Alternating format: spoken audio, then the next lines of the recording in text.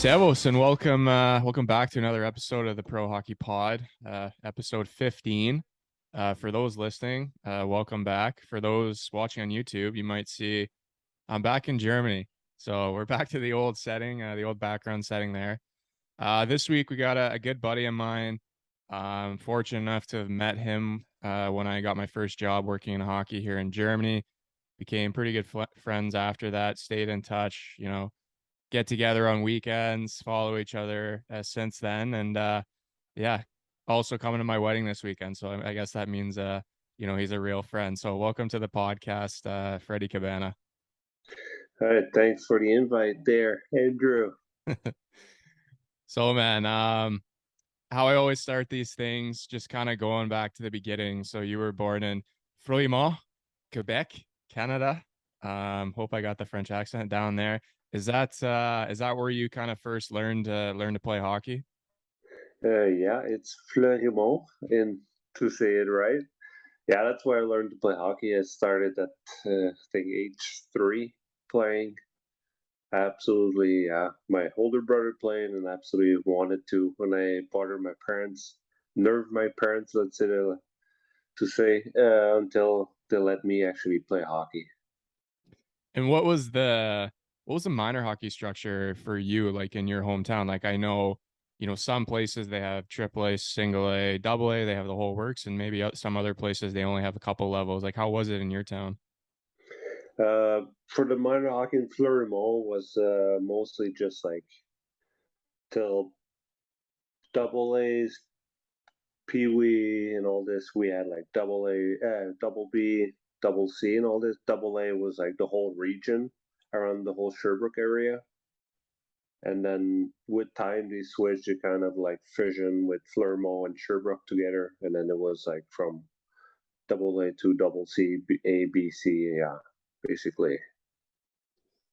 Okay, and I noticed here when I was just looking up kind of your resume here. So you're the year before your draft year to major junior, you played in Magog. I'm sure there's a French way to say that, but so with the QM AAA there, was that just the Quebec Major AAA minor hockey league? Is that basically what it stood for and where you played for your draft year? Yeah, exactly. That's in Quebec. Every region, every team has in their region, like the team for us in the region, Sherbrooke, like Eastern Township was Magog, and they had teams like Drummondville, uh, then college, different college two towns they had around closer to Montreal and all this. But yeah, that's where I played in Magog for 1 year before I went up to junior. Yeah, getting to junior, I mean, you were drafted to the Halifax Mooseheads, pretty high, I would say. Was your plan at that point, like for you growing up, was everything you kind of knew? I guess in your case would have been the QMJHL. Was that always the plan? If I can be good enough, I want to play in this league. Um, I would say so because in Quebec, I think we are.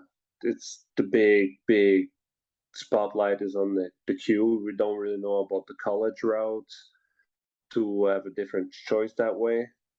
It comes maybe with time that maybe some scouts coming and they say if you're interested, you could go college way. But growing up, most kids were back in my days were just really looking for more the junior route, which for me end up going all the way to Halifax.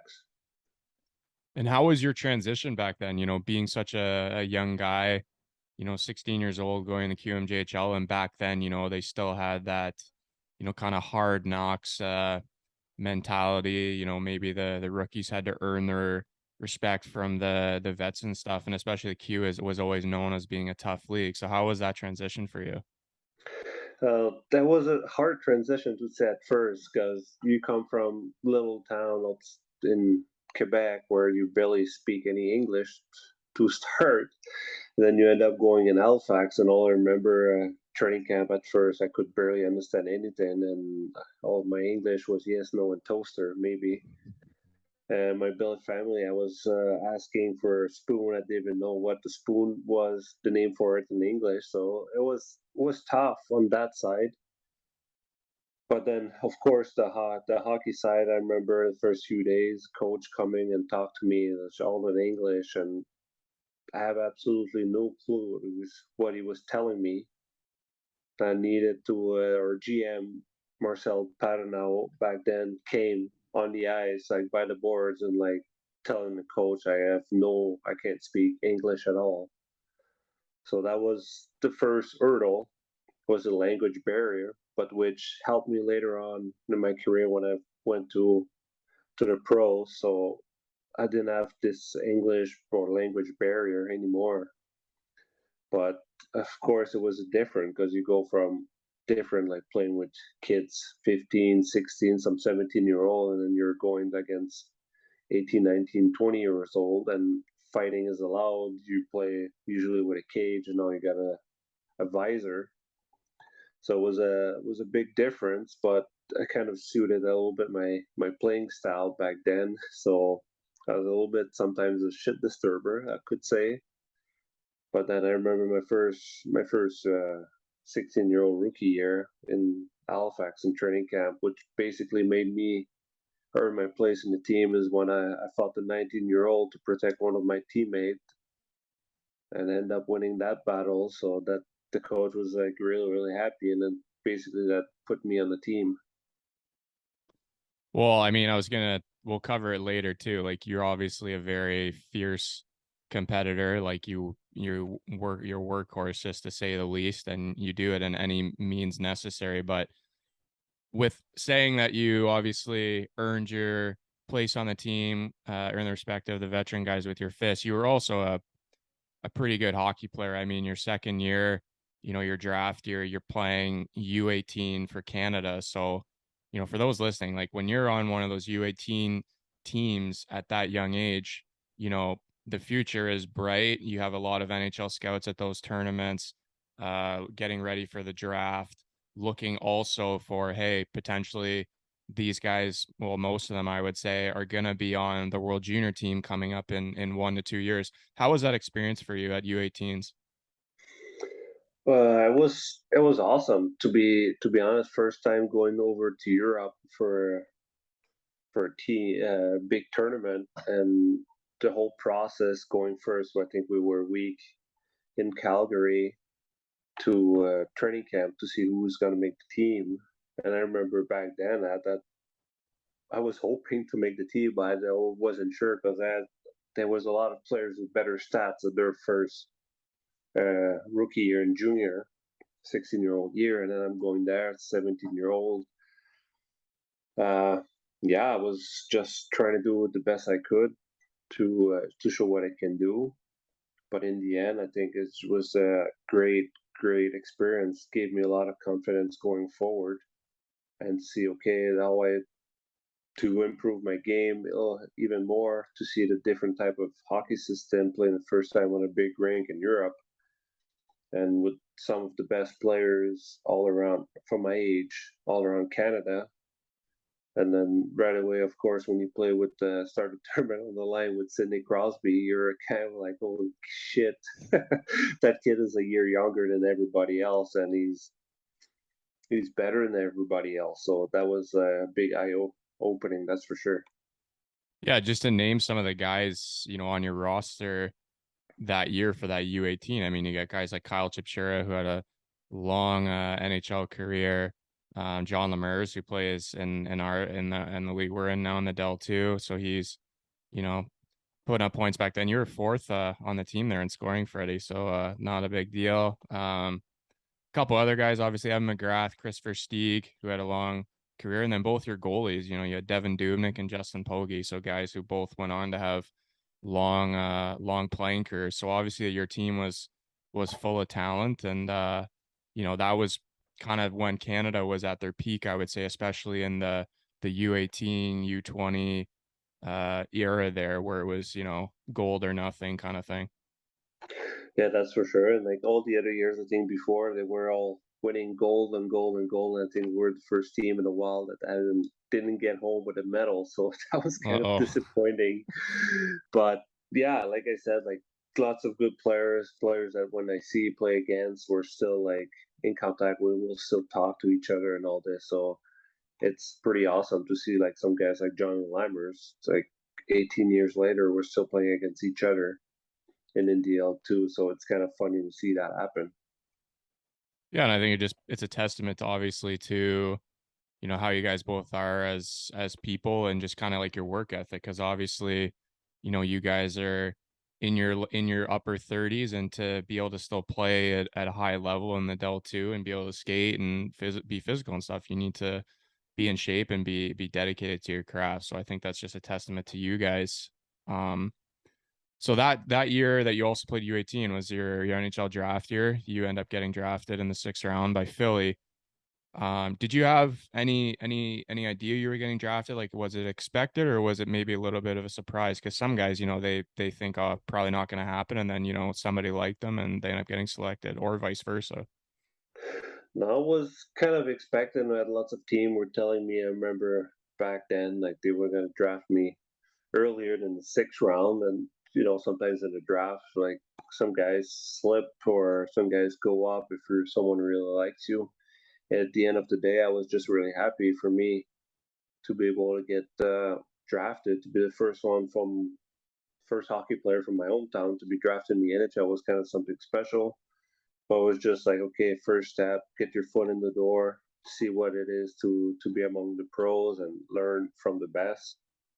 Getting to my training camps over there in Philly and seeing Peter Forsberg, one of my hero when I was young, idol. So that was kind of like pretty interesting, pretty awesome. Yeah, that was one of the questions I wanted to ask you, kind of how was your experience at those first kind of development camps, training camps? Because obviously at 17, 18 years old, as you said, you're playing with guys who you've grown up watching on TV, maybe idolized like Forsberg. So sounds like it was a really cool experience. One other thing I wanted to ask you about is because I think we've talked about this, obviously off camera, off the podcast here. I believe, if correct me if I'm wrong, you were at the World Junior Camp, and you might have been one of the last guys cut there. We brought up a story with, I remember Sidney Crosby. You were telling me and how you were doing really well, and then there was some news down the road. Well, no, that I played with Sid at the under 18, and then I remember that tournament I was playing with him on the line, and I was trying to help him in the corners. And he goes, "No, no, no, Freddie, don't come and help me in the corner. Just stay back there. I'll find you." Next shift, he's doing his work in the corner, spinning guys out and all this, and then just all of a sudden the puck is straight on my blade. I just gotta tap it in. That was awesome for the World Juniors. It just wasn't training camp, and then I just got suicide pass kind of thing. I just got lights out, didn't remember where I was, and that was pretty much the end of my World Juniors dream. And coach back then, don't need to say his name, just a long way from the heart. So, but when you get your lights knocked out, then you can't keep going. That's a bad way. It's just a sad way to finish. Kind of a sensitive topic, but you just kind of brought it up, so I'll touch on a little. Is the difference back then of the mentality of like playing through injuries, especially head injuries, concussions. Like there's so much nowadays in the news about it. And, so back then it was kind of the old school mentality that, tough it out and get through it kind of thing. Oh yeah, 100%. It was back then. It was just okay. You got some headache, take ibuprofen or a leave or take something and just keep going. But then nowadays it's we're a lot more aware of the danger of it. So yeah, just sadly, sadly it happened, but that's part of hockey, and we've got to be actually happy that with the time it's changed, and now we're more aware of it, and we can save and guys can prolong their career when they take really the time to heal their concussion and because there's more than just hockey. After hockey, you still have a life, a family. You got to be able to go and work, and you need your head. Yeah. Can't say it better than that. If there's any young listeners listening, if you feel something ever like that in your head, don't be afraid to talk to somebody, say something to a parent, a coach, go see a doctor. Because at the end of the day, as Freddie just said, it is one of the most important things in your body, and it there is a life after hockey where you don't want to have any lingering effects, that's for sure. And I'm happy that, hockey in general is starting to turn the page on that. It's not like it was 20 years ago. So I'd say that's something very positive about safety in general. But Well, I think like I think experience I can say for that for injuries, that is head injuries or any type of injuries.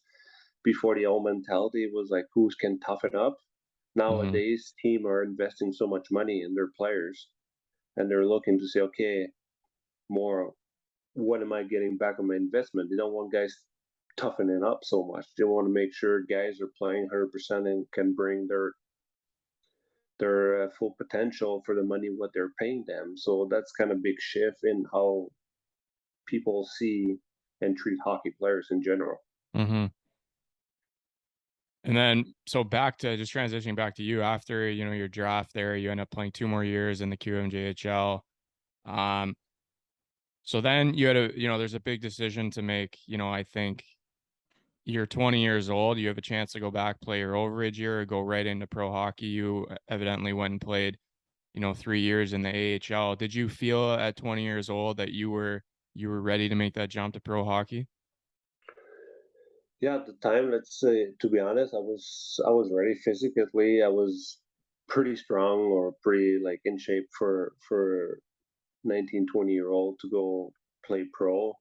It was a good experience. It's a totally different game, but as I always say, the higher you play, easier it is to play. You go to an NHL training camp, everyone is so good. You just got to do your job. The puck's coming on the stick, and it's simplified the game. And lower you go down, it's a little bit harder.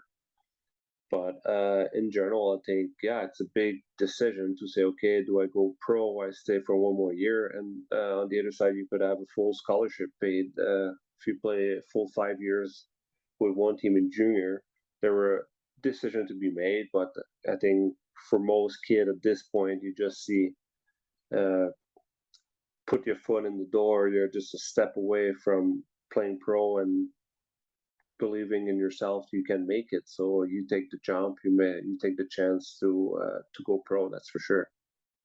I think a lot of kids too, like back then, the rule, I think it's the OHL or CHL in general, all three leagues, they've done a better uh job now with honoring packages. So like, every year you play, I think you get a year paid for. It doesn't matter what round you were taken in these days. And also like you have that leeway year that if you play 5 years in the OHL and you want to go play pro for a year, you can go play and you'll still get your package. Where I know back when you played, it was as soon as you signed that No, contract, yeah, package exactly. is gone.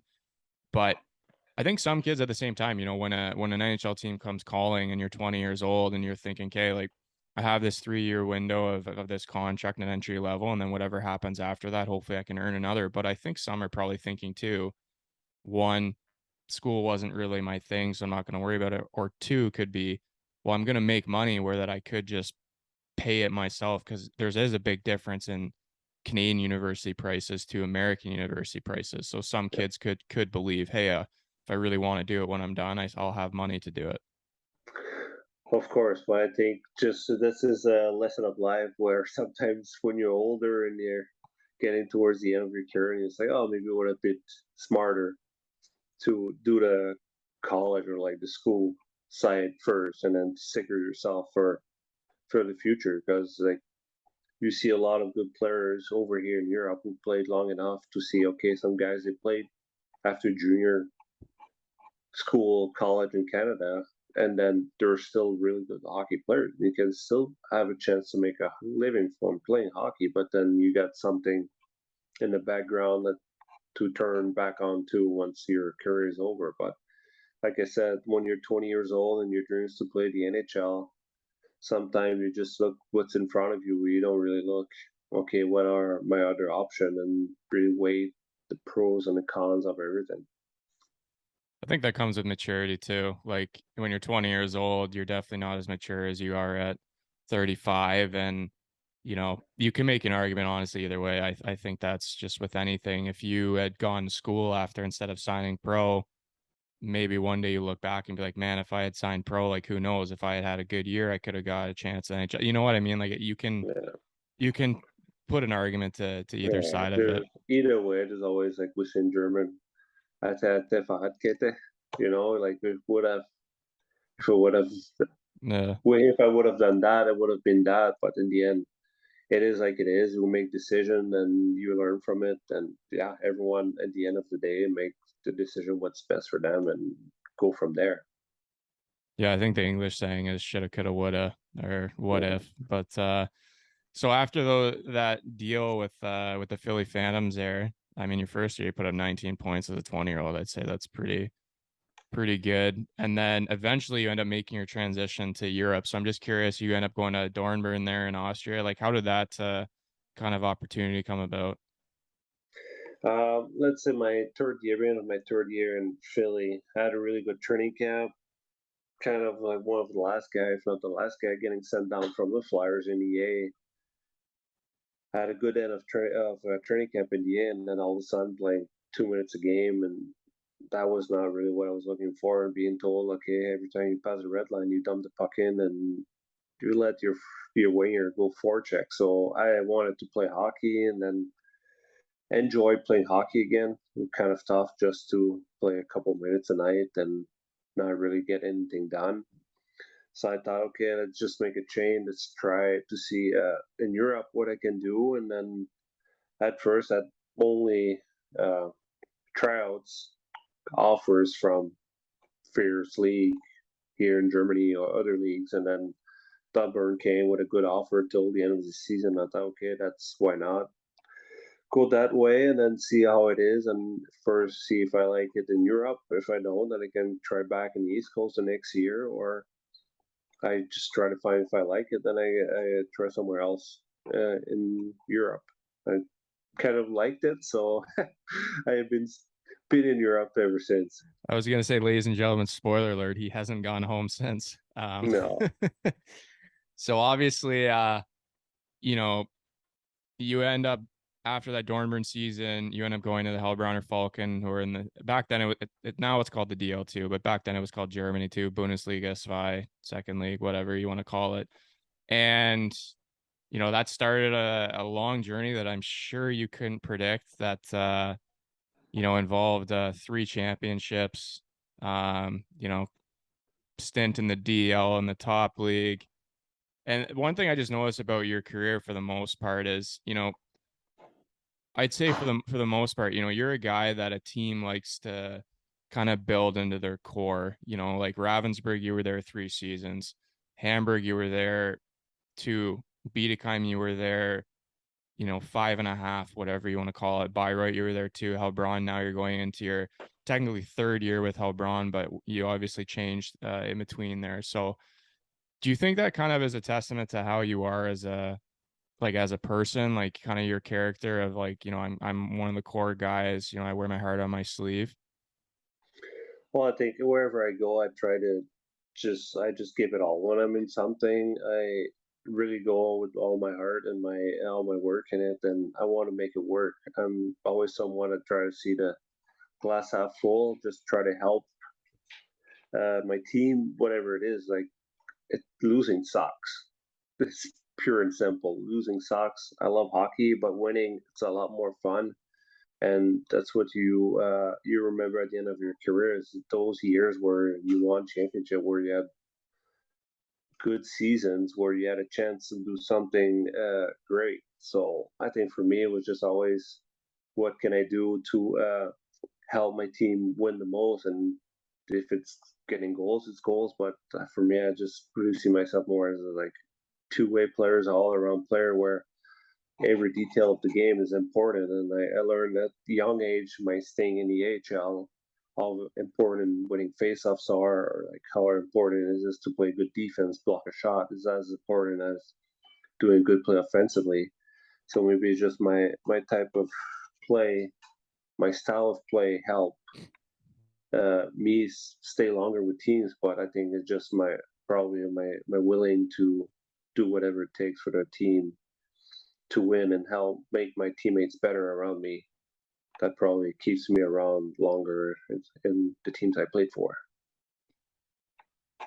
Whoever's listening, like, I just think you made some great points there, Freddie, is, there's a lot of people, they grow up and, what's flashy to be the goal scorer or, if you're a goalie to make the flashy saves, but the people that last the longest, they obviously have to have a good work ethic, stay in shape. They have to be really good people, team first people. And as you said, every team you go to, you might be given a different role. A coach comes in, thinks you're better at this, whatever it is. And the people that succeed and are forever in these organizations are the ones that just go, okay, I'll do what you need me to do. I'm not going to be negative about this. Maybe you do believe you could do more, but at the end of the day, you're going to do your job that you're required to do. And then if you do a little more as well, I think that's where the bonus comes in. And I think some players honestly really, I know people growing up are at a young age and they might not get that, but the quicker people can realize that, the better, because it truly is what helps prolong your career, helps organizations want to have you back, build a team around you or include you as their core, is having those values. And it just speaks to your career. I mean, you've played in Germany for how many ever years? I would say almost 15 years now. And there's a reason for that. Obviously, another reason is you have a German passport now, so you're not an import. But the main thing is you were a guy that could be put in any role, be a goal scorer. Yeah, I'll put up 53 points for you, 49 points. Oh, you want me to be a third line center, play two way? Yeah, I can do that too. And there's a reason that you've, got 3 championships out of it. Well, I think that's that. At the end of the day, it's a team sport. If you want to do something, a single sport, and go play tennis or golf, for me, it's all about the team, and I'd rather be a good player in a good team than a great player in a shitty team.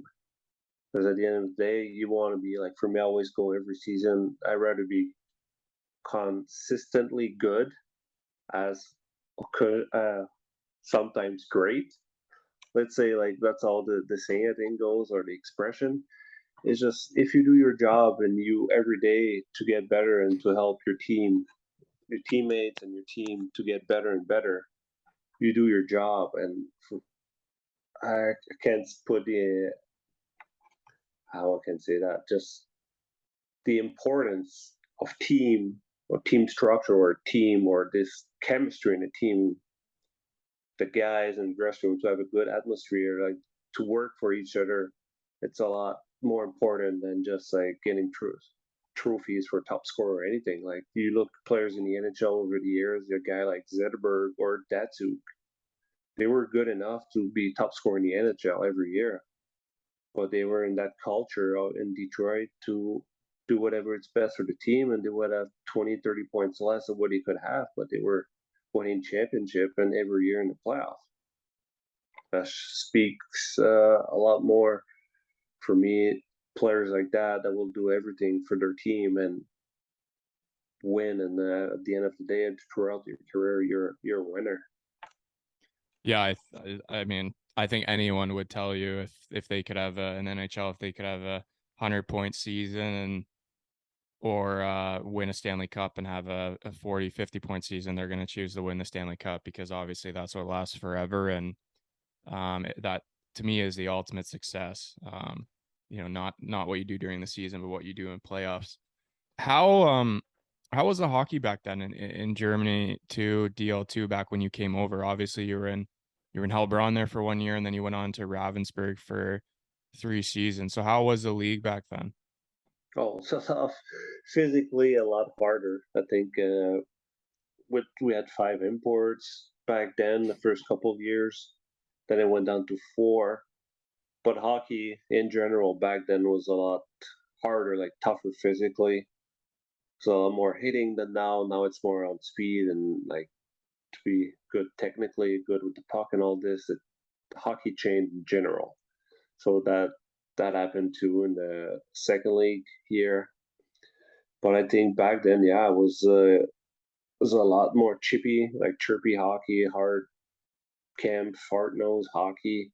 That now it's more like on skill and all this. But through the years, I think one thing is just you gotta adapt to whatever it is. Before, guys were a lot bigger.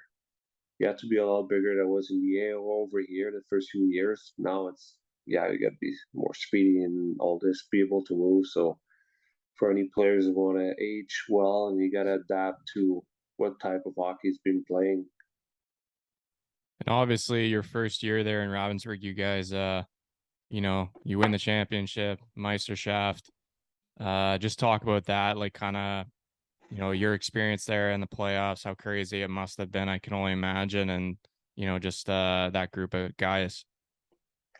Oh, that was awesome. It was a year where I think our team had talent like crazy, and we had a really strong team from top to bottom. And we're really good goalies, two really good goalies that could have been number one goalie in every team. And to win that first championship over here, the team we had was awesome to go such on a run in the playoff where I think we only lost one game the whole playoff. Then at the end in the final, you play against your biggest rival in Schwenningen, and to beat them in three was kind of back then was the best of five for the final. But like to win in a sweep was pretty awesome, and to first of three championship over here for me. But I think kind of laid the ground to say, hey, I want to do this again, and I got the chance for it, so I'm pretty appreciative for that. Yeah, and you get just, you starting your young career in Germany, I think it just gets that on your resume. You're known as a winner, a guy that can get it done, right? And that goes a long way. As I said, you played 2 more years there in Ravensburg, and then I'm curious, what age did you end up getting your German pass at? I think I was 26 or 27 years old maybe back then. 2013, end up having it. So So your yeah, last year in Ravensburg, was 2012, 2013. That would have been your first year as a German, because the year after you end up going in the DEL. So for those listening not so familiar with the DEL Del 2, you're like, well, what's weird about that? He went up a league. It's weird in the fact that you at that time, you're in 27, 28, I believe. Going up is kind of, for older Germans, not always the easiest, because a lot of young Germans would get, because of the rule, get a chance to go up to the DEL, kind of stuff like that. I can see you looking at me, not going against your hockey skill, Freddie. I'm just saying in general. okay. So how did that opportunity come about? Because you had just finished your fourth season in the Del 2, obviously with one championship. How did you, get the chance to go to Hamburg? Well, I think first of all, even with the success I had in second league as an import, I was being told as an import I was not good enough to play in the DL. But then as soon as team learned I could get my German pass, then some teams showed interest. And then yeah, then lots of team had interest, and then with my agent back then, really influenced me to go towards Hamburg. That would be the best fit for me, which we tried. And at the end of the day, yeah, it was a year and a half basically there, just team with injuries, which kind of sucks. But I think in the end it was good experience. I could see I could play there, but for some reason, then I decided to come back closer to home. And back then, just, as you said, you had some injuries. Believe you only got 22 games in the 1.5 seasons you were there, but you still had 10 points your first year in 18 games, which is pretty good for being your first year up in the DEL. But my question for you is, how did the leagues vary back then? I obviously know, saying the obvious, it's like, how does the NHL differ from the AHL? But was there a massive difference, or do you think, the top teams were top because of their money? They had all the best Germans in the world, but maybe the lower teams, like, there'd be some top two Del 2 teams that could compete with them if they had maybe a series or something, or if they were playing multiple games against each other. Well, I think like okay, you got the big teams where a lot of money and all this that they're on their league on their own, and like the lower team even back then, I thought if you put the rule the same for both, that they can have both teams could have the same amount of imports, because that's the big difference. If you have four imports in the second league and you have nine in a DL, that's totally a second line where you can have of imports. That makes a big difference.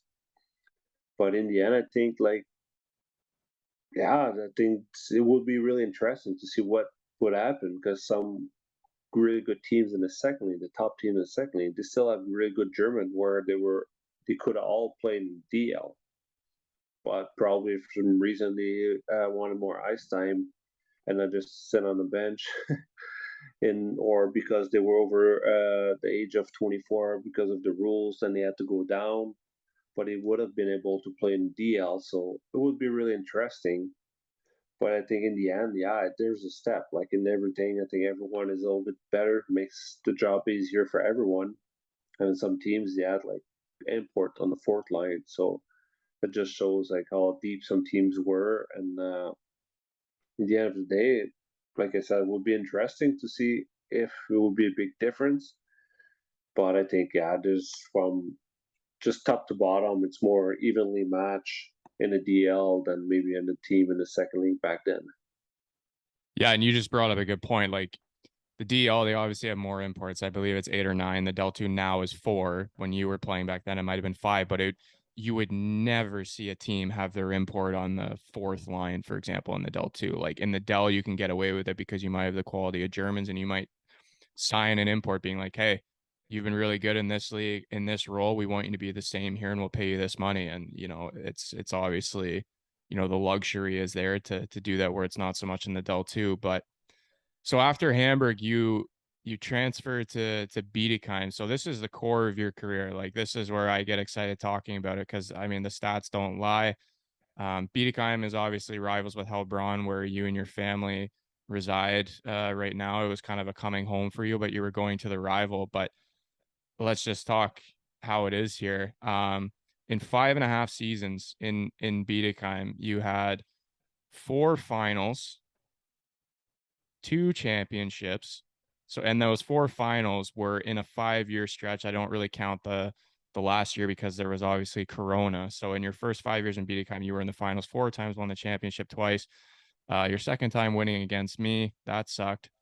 Um, what do you think made these Bietigheim teams so successful? Because, as I said, 4 finals in 5 years. So even if you guys aren't winning, you're still final top 2 teams in the league every year, especially when it matters in playoffs. Well, I think from top to bottom, the team was well built from coaches to assistant coach or GM. And I think everyone understood what we could do.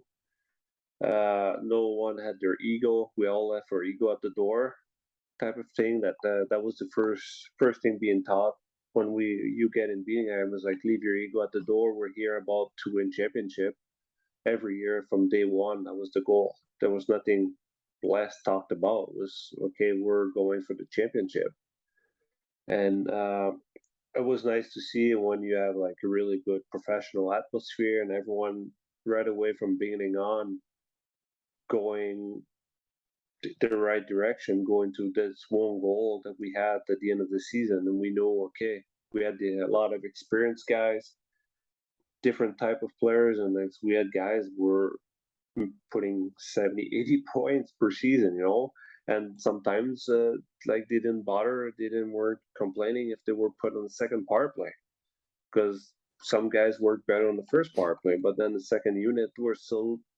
producing. So it was a lot of guys sacrificing themselves for the team, and that kind of like all gel, and everyone was willing to do a little bit more to for the other guys beside him because everyone was seeing there was no asshole in the team, and everyone was working together. So that was a great way, great team chemistry. And I think it all flows together, right? Like if, for example, guys are being asked to take roles that maybe they weren't comfortable with or thought they should be higher or whatever, if it wasn't working, then you might see some problems. But I think you were having success every year, and these core guys were like, hey, every year I'm going to come back. I'm probably going to be in the same money range, but we're treated great here. We have a great facilities, great apartments, great cars, great little city.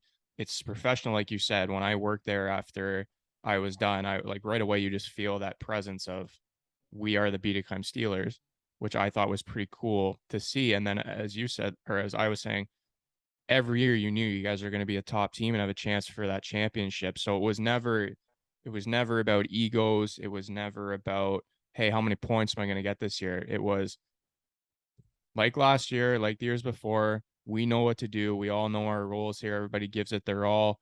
You know, you had that solid core. I think that's really key in Germany. If you can have a solid core of German players and some imports too who wanted to stay, they always wanted to be there. That goes a long way. And I think it's a testament to the players, but obviously, you know, the GM, Mark St. Jean, a good friend of ours. I mean, to have that consistency every year, you know, surprises me that guy's still not in hockey. One of those smart hockey guys. Hopefully he can return one day. Shout out to him. But yeah, I mean, as I said, like you guys having that success every year, I personally experienced it. The 17-18 season, I got traded to Garmisch there at the deadline of playing you guys in the finals. Unfortunately, you know, I got a silver medal, you guys got a gold medal, but just that ability, like talking from experience in that finals, like you guys, I think you were on the third line during that series, and that was shocking, but you had a role to do and you guys did it tremendous. And,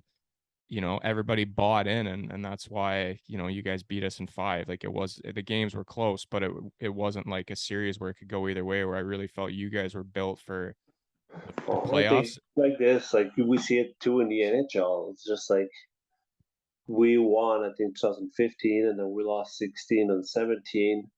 And then when it comes to 2018, we're like, okay, that's our chance again. Now let's learn from losing the last 2 years and make sure that we come on top. And just maybe the experience of most guys were there. We changed over the years, a few guys in there and there, but the core was basically the same. And we really wanted to say, hey, maybe that's our last chance all together. So let's make sure we're getting this thing done and bring the trophy back to Bietigheim. But like I said, it's always about the team chemistry, this feeling you have in a dressing room, and that everyone buys into whatever the goal is.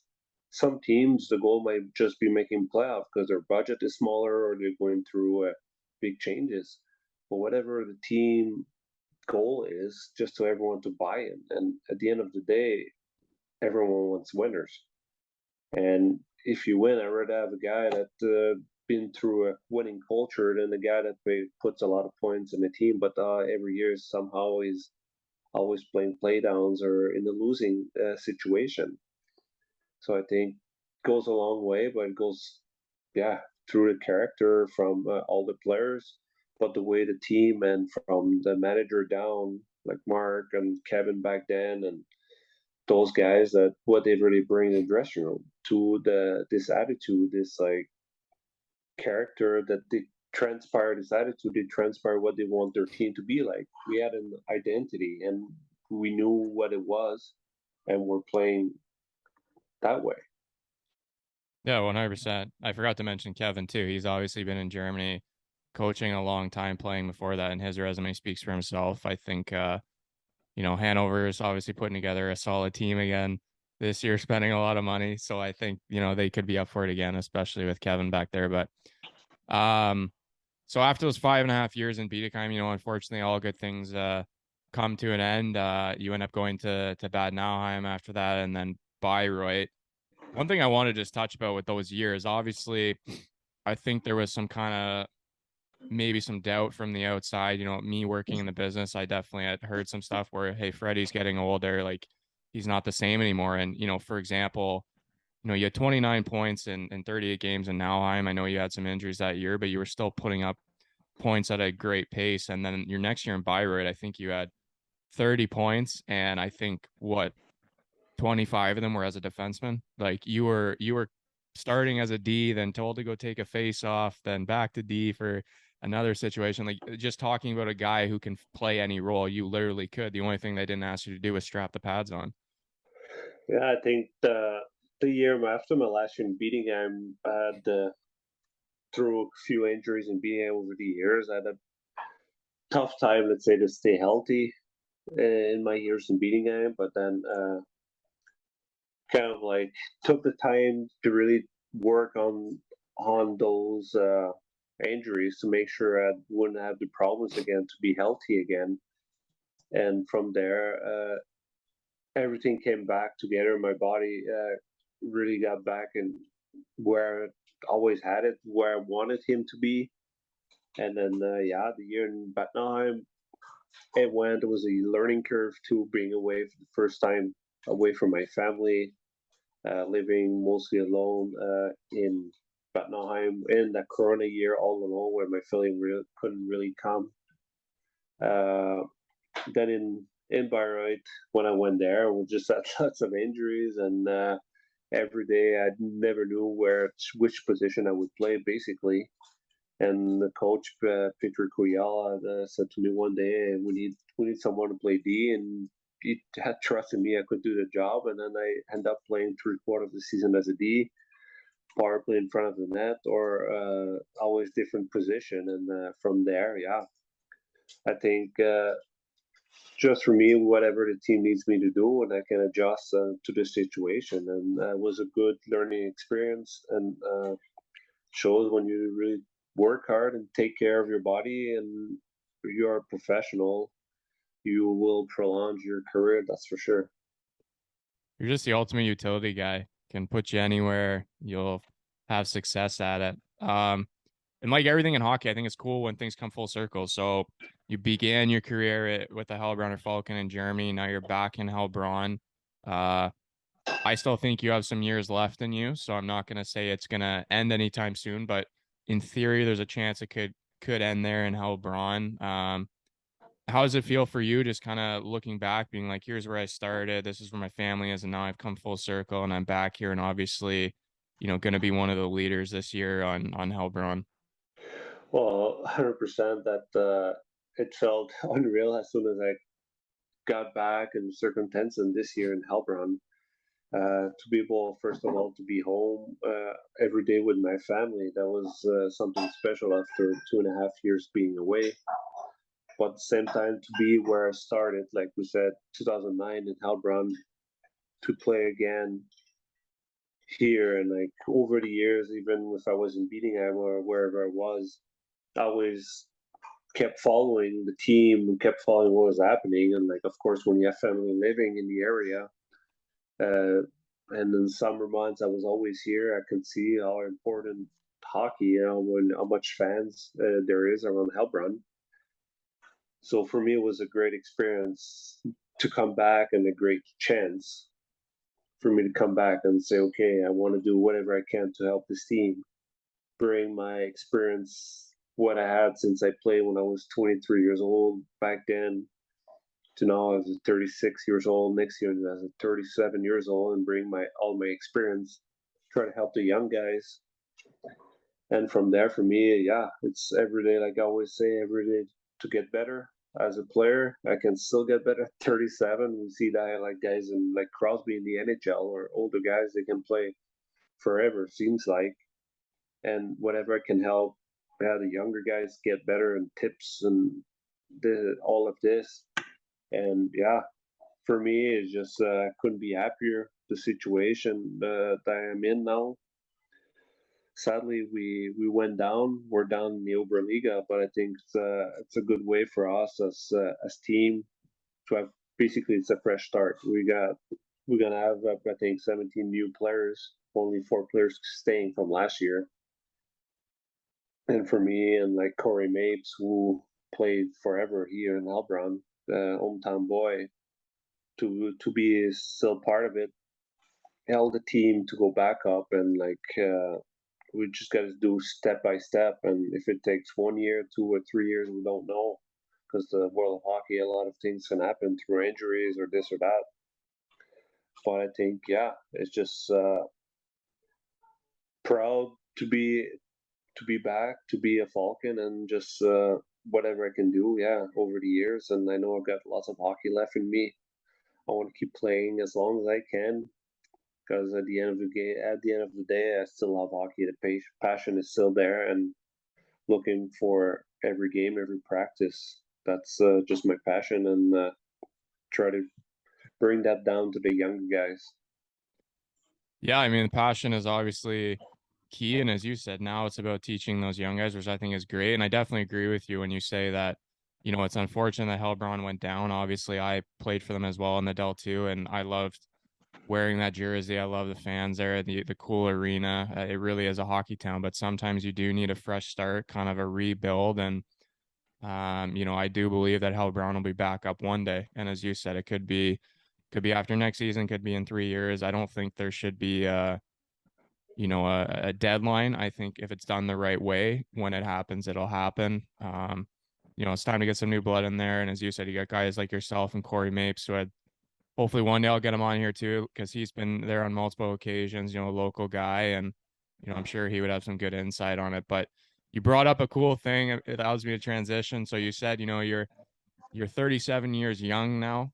Um, how long do you plan to play for, or are you kind of just taking it year by year? I go year by year. I always had the goal to play. I was until I was 40. I want to have 20 pro years in me.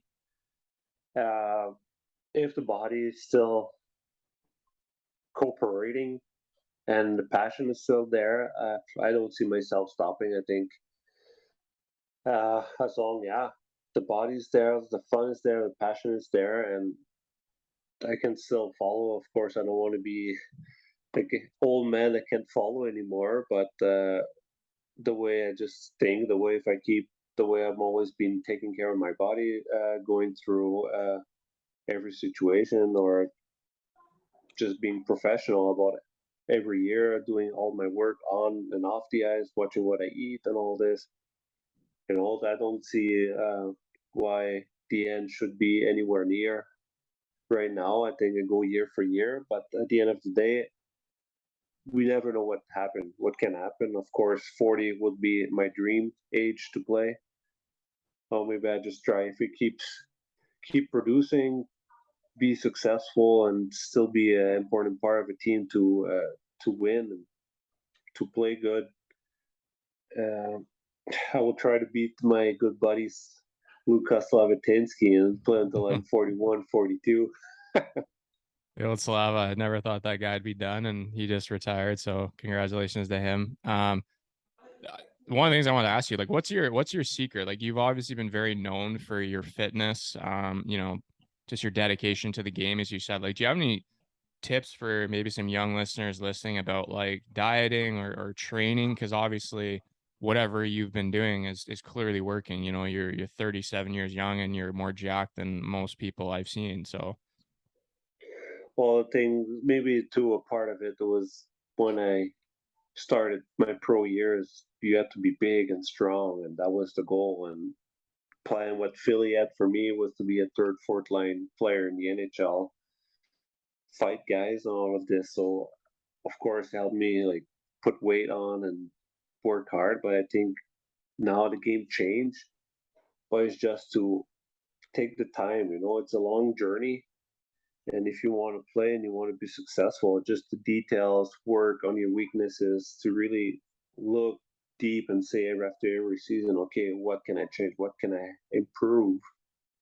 Whatever it is, if it's your speed, your strength, your quickness, just to work more like the mental aspect of the game. There's always something someone can do, and it's just to be honest enough with yourself to say, okay, this year that's what I felt I need to improve in the next season. And okay, for me, I studied too, fitness coach. I work as a fitness coach, as a personal trainer. So this helps too, that I know exactly what I need to do to help myself to be ready. And the biggest thing is just to be ask questions, be open to learn new things, because someone else might have a better. You could learn something from someone else by asking questions, and that's what I did all too. Also through my whole career, that is learning about face-off. When I was in Quebec playing summer league with Yannick Perreault, back then it was one of the best center in the NHL. Every year, best center face-off guy. Or when I went in Hamburg, or the coach Serge Aubin was a really good center too, and I asked for more tips to how to win face-off, which helped me a long way after that to win to be a really good center. So there's every aspect we can always work on. It's just to be open to work on and never be satisfied. I think that's the biggest thing, biggest tip I can give to any player, young player, just the willingness to learn and to ask questions. You don't get better if you always talk. You get better when you listen to experienced player or coaches or fitness coach or people who could help you and yeah, be honest with yourself about your weaknesses and improve them. Three more questions for you. I'll speed through them. I'm losing light here in Germany, but so you kind of talked about it, like you're a fitness coach as well. You've been doing some work like that the past couple of years. Is that where you kind of see yourself after hockey? You want to stay involved with kind of the fitness side of it, maybe be, in a gym taking clients, or do you want to get into coaching? I think it's right now it's like both both ways are interesting for me. I would love to stay in hockey, stay in coaching, and also I'm a fitness freak, so I love this training aspect uh, to get the best out of myself or like get the best out of my athletes that I train to really make sure that they bring their full potential. So I think maybe a mix of both would be great, but those are both options where I'm keeping open for sure. And then, but for sure, will be either in training or coaching kids or adults. That's awesome. And when you look back at your career, obviously it's not over yet. We're still going. We got a couple of years till 40 at least. And then I joke you're going to play 10 more for the Ice Baron in the fourth league. Um, did you think you would have the career you had when you look back on it? Like, did you, when you were playing major junior in Halifax, did you think, yeah, this is just still got 20 more years of this? Well, I think 2 plus long, that's really, really good. I think that's something I'm really proud of. Of course, when you're young and come from Canada, you hope play NHL and all this. You have different goals, but throughout your career, you adapt to the situation. Things happen. Sometimes it doesn't work like you want, but at the end of the day, I think I'm pretty proud of the career I had. Stayed true to the person I was. That is my character or what I do. Uh, yeah, I think I'm pretty proud of what I achieved.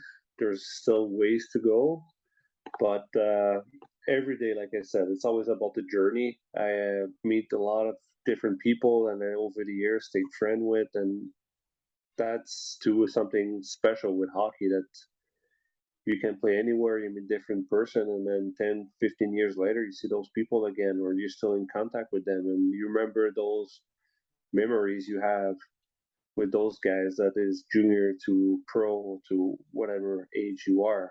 That's something special. Yeah, I mean, you just nailed it on the head there for me. Like I always tell people, kind of enjoy the process, enjoy the journey. Every stop on the journey, you have memories there. You'll look back 10 years, 15 years from now, and there'll be people there you've met who you're still in touch with, or people you miss, wish you'd kept in touch with. And as I've told many people on this podcast, everybody's path is different. Everybody's NHL is different. Um, like yourself, you've been playing in Germany. This will be your 15th year, I believe, in Germany. So, that's a tremendous feat. And as you said, you're not done yet. Last question here. You kind of talked about it before, with, always wanting to learn, kind of asking questions, being honest with yourself. But I like to always ask the guests, like, what is, in your case, I think there'll be multiple because you've already nailed one down, but what is one piece of advice or multiple pieces of advice you would give your younger self? So if I was Freddy Cabana at 18 years old, 17 years old, what are some pieces of advice you would say to him? Oh, it would be too many things. Oh, I think it's just what you always wish that you knew when you were younger. For me, probably was just to work smarter because I was just such a hardworking guy and I wanted my desire was so strong that I probably at some point hurt myself too much on the way I was training or wanted to do too much weight and all of this. Maybe just to be a little bit smarter on that way, not to overdo it. that would have been my biggest thing. But at the same time, it made me who I am today. So in the end, yeah, maybe just this and just to enjoy every second because you never know when it's done. And for you, it's still going, which is awesome. Freddie, man, I appreciate you doing this, and it's obviously you've had a tremendous career, especially in Germany. You've obviously, as we've talked about, won many championships. You've become a core guy on a lot of teams. Built a life over here, have a family now, a wife and four daughters. So I'd say that's a success. That's a win in terms of what pro hockey did for you, both on and off the ice. Without it, you might not be over here. So I appreciate you taking the time to come on the podcast, and I'll see you Saturday, man. See you Saturday. Hopefully you're ready to drink. Yeah, I've been known to have the occasional Chardonnays. What of it? It's a big day for you. I'm happy to be part of it. Appreciate that. And for those listening, hope you enjoyed this one again. And until next week, cheers and ciao.